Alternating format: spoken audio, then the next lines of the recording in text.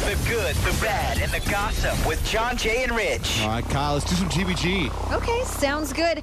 I feel like, John Jay, you'll be interested in this one. The story of Twitter is actually being developed into a TV show.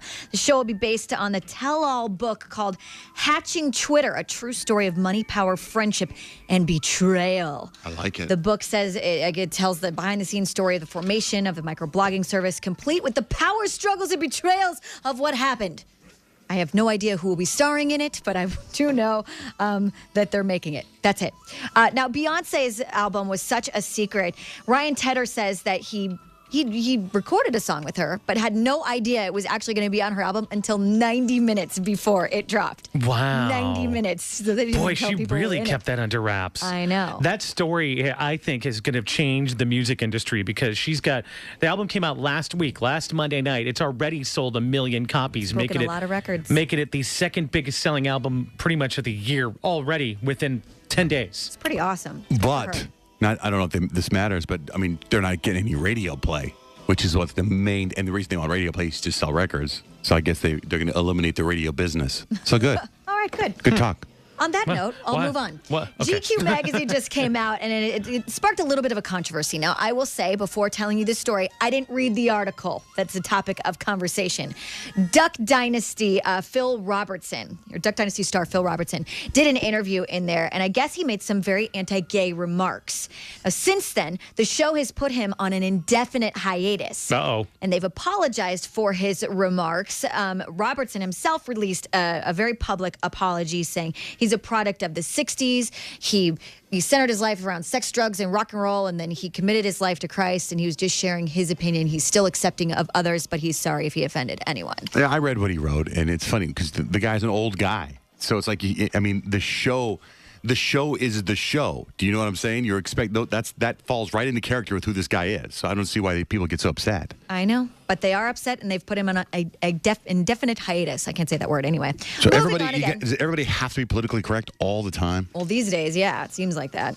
Otherwise, you get fired or... Yeah, but that's what makes the show so different. The problem is that show's written, and especially now that show's written and created by the Modern Family people, which is very pro-gay and pro-everything. So that's a good point. You know what I mean? That's why they said they did it, because that doesn't go along with the way they do things. So there you go. Britney Spears, you guys, she appeared on a Christmas episode of this British TV show called Surprise, Surprise. I want to be on the show, especially if this type of things happens. Now, I guess she posed as a waitress to surprise one of her fans. Here's how it went down. He was always fun. So Jim thinks he's on his way to London for a spot of afternoon high tea, but what he doesn't know, he's about to meet a global superstar, his biggest icon. I'm so scared.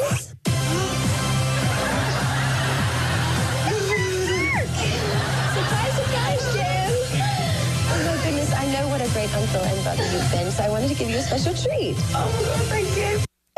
Do they always say surprise, surprise? Does she go take his order or something as a waitress? Yeah, like she sat down with him. And so she doesn't go, hey, I'm Brittany, what do you need? She didn't. He knew who it was. I mean, it's right as she walked up with some scones. Scones, as she says. So it sounds a lot like that TV show they did here, saying you look like, what's it called? Or I get that a lot. I get that a lot. Totally. Yeah. Right. Although this is better. They had Nick Lachey. This is Britney Spears. I know. She wins. She wins. They had Mindy Sterling. I know they had Paris Hilton. Paris Hilton was on there. While promoting his new movie, Walt Disney's Saving Mr. Banks, Tom Hanks revealed that he did learn some interesting things about Walt Disney. He was always 5 years down the road from where he was on any individual day. And that was a surprise to me. He wasn't just an easygoing, he was an easygoing man when you caught him for the first few minutes. But if it was a business meeting, he got down to business pretty quick. He also discovered some very interesting things about the happiest place on earth, okay? Check this out. Disneyland actually was forced to remove some rides back in the 90s. I didn't know this, but they used to have these things called sky buckets where you can ride from Tomorrowland to Fantasyland and to the Matterhorn or whatever. Anyways, they got rid of them because people were doing it. Yeah, they get freaky. How long's the ride? I don't know, long enough to get across the park. Long enough to get it done, Rich Barra.